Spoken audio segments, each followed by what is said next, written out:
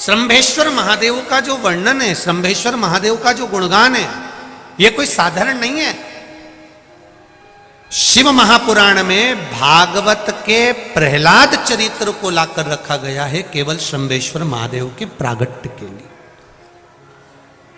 ऐसा श्रंभेश्वर महादेव का गुणगान एक बार फिर आप लोग भूल ना जाओ, उसके लिए एक बार फिर से बोल लो। कौन से महादेव?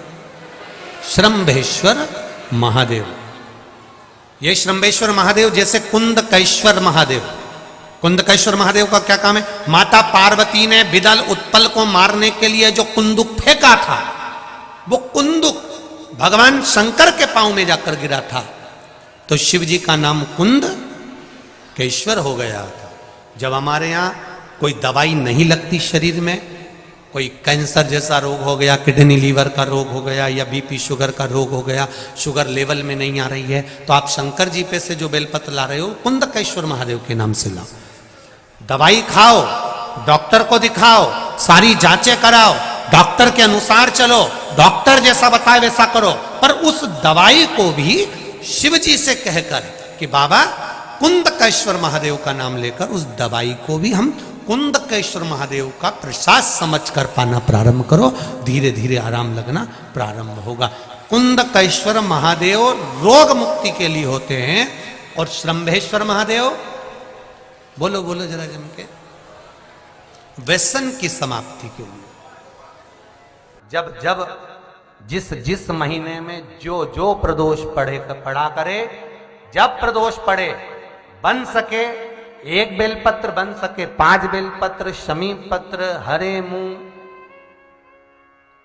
हरा मुंह, बेलपत्र, एक कलश के अंदर थोड़ा सा पानी लेकर 1 बेलपत्र, हरा मूंग, शमी पत्र डालकर और उसमें थोड़ा सा गुड़ डालकर भगवान शिव का स्मरण कर कर प्रदोष काल में, मान लो कोई काम आपका बहुत जरूरी है, बहुत दिनों से आप थक गए हैं, नहीं हो रहा, कर्जा बढ़ रहा है, धन नहीं आ रहा, व्यापार नहीं चढ़ रहा, या कोई समस्या बहुत प्रबल है, कोई एग्जाम में बैठ रहे हो, नहीं हो रहा, परीक्षा भी दे दी है, रिजल्ट आने ही वाला है, तो भी प्रदोष काल में, प्रदोष के समय वो जल, मूंग, समीपत्र और बेलपत्र और गुड़ का शंकर के शिवलिंग को समर्पित करना प्रारंभ कर दो। 2 या 3 प्रदोष करोगे, बाबा आपकी मनोकामना शीघ्र पूर्ण कर देगा। 2 या 3 करोगे। चंदन की जो शिला होती थी, देखा है आप लोगों ने?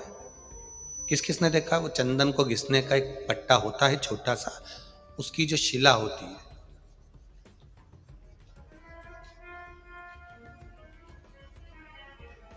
चंदन घिसने की जो शिला पट होता है, अगर वो शिला नहीं भी हो तो एक छोटा सा पत्थर, छोटा सा पत्थर, हमारे यहां बहुत सुंदर भाव कहा गया है। मान लो शिला नहीं भी है, छोटा सा चंदन का टुकड़ा यदि तुम्हारे घर में है, और तुम रोज प्रतिदिन, मान लो घर में घिसा हुआ डब्बी का भी चंदन है, तो भी घर की बहू, बेटी, बेटा, परिवार का कोई सदस्य घर के अंदर चंदन के उस पत्थर पर चंदन को अगर 7 बार, 5 बार, 4 बार या उसको 2-4 बार रगड़ देता है, तो उसके घर में कभी कर्जे का क्रम नहीं होता, कर्जा नहीं बढ़ता, कर्जे से वो निवृत्त होता है। पर वो चंदन का पट घिसना होना चाहिए।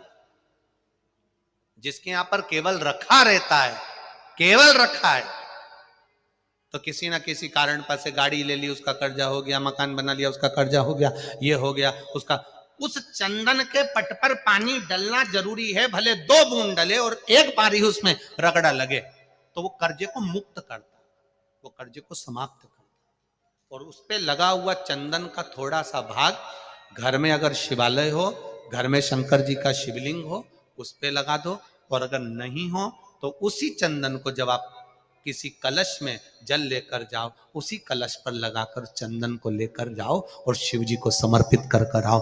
चंदन लगने से ही कर्जे की मुक्ति होती है, कर्जा समाप्त होता है, वो कर्जा रहता नहीं। महाराज मान लो अगर बच्चे कोई एग्जाम में बैठ रहे हैं या कंपटीशन एग्जाम है या नौकरी के लिए अप्लाई कर रहे हो, 4-6 महीने से बैठे हो, 8 महीने से बैठे हो, सर्विस नहीं है, नौकरी नहीं है, तो एक छोटा सा उपाय अवश्य करिए शिव महापुराण का। महाराज बेलपत्री के पेड़ के नीचे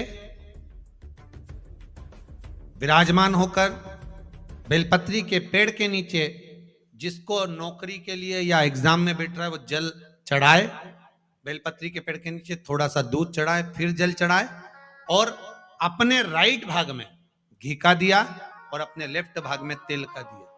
किसी भी प्रदोष के दिन, प्रदोष काल में एक बार लगा दे, उसके बाद में अपनी कामना कर कर बेलपत्री के पेड़ के नीचे धोख लगाकर प्रणाम कर कर आ जाए और चले जाए इंटरव्यू के लिए, बाबा उत्तीर्ण करा ही देगा, नौकरी दिला ही देगा।